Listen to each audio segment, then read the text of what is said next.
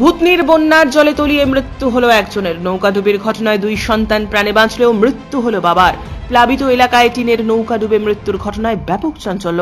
ঘটনাটি ঘটেছে মালদার ভূতনি থানার পুলিনটোলা এলাকায়। মৃত ব্যক্তির নাম জিতেন মণ্ডল, বয়স 30 বছর। জানা গিয়েছে 2 নাবালক সন্তানকে টিনের নৌকায় বসিয়ে প্লাবিত এলাকা দিয়ে দোকানে যাচ্ছিলেন জিতেন মণ্ডল।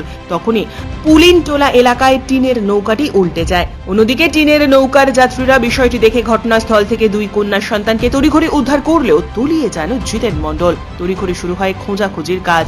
এরপর তাকে উদ্ধার করা সম্ভব হলে মানিকচক হাসপাতালে নিয়ে গেলে মৃত্যু নিশ্চিত করেন চিকিৎসকেরা। ঘটনার জেরে কান্নায় ভেঙে পড়েছে পরিবারের সদস্যরা। এ বিষয়ে স্থানীয় বাসিন্দারা কি জানালেন শোনাবো আপনাদের। গঙ্গাতে ছিল, ও ডুবে গেছে। কিভাবে ডুবে যায়? আর কিভাবে ডুবেছে ওটা আমরা বলতে পারবো না। কিসে টিনের নৌকায় করেছিল? না, ওই টিনের নৌকায়। টিনের নৌকায়? হ্যাঁ। কোথায় যাচ্ছিল, কি করছিল? আসলে কোথায় ওটা আমি জানি না। মারা গেছে কি? হ্যাঁ, মারা গেছে এ ধরনের যে ঘটনা ঘটছে এখানে। টিনের নৌকা তো না উঠাতেও বলছে প্রশাসন। কোনো নাই, এগুলো তো খালি বাহানা আছে। এগুলো যে দেখা ওটা সেগুলো আর কিছু না।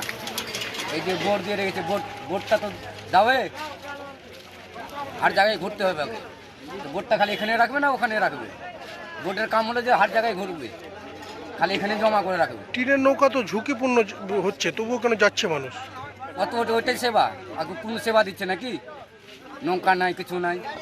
একটা ছেলে একটা মেয়েকে নিয়ে ডোঙাতে যাচ্ছিলেন এক জায়গা থেকে এক জায়গায়, ডোঙা উল্টে গিয়ে বাস সে ডুবে গেল। আর বাচ্চা দুটাকে কেউ মানে মানে আগে উঠে গেল, তো অন্য ডোঙায় এসে তাকে উঠিয়ে নিল, কিন্তু একে আর উঠাতে পারলো না, ওই একটু দেরি হলো।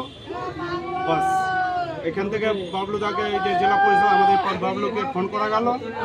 বাবলুদা স্পিড বোট নিয়ে তাড়াতাড়ি গেলেন। ওইদিকে মানে থানা থেকে পুলিশ প্রশাসন ওই দিক থেকে নৌকাতে উঠিয়ে আনছিলেন শুনলাম।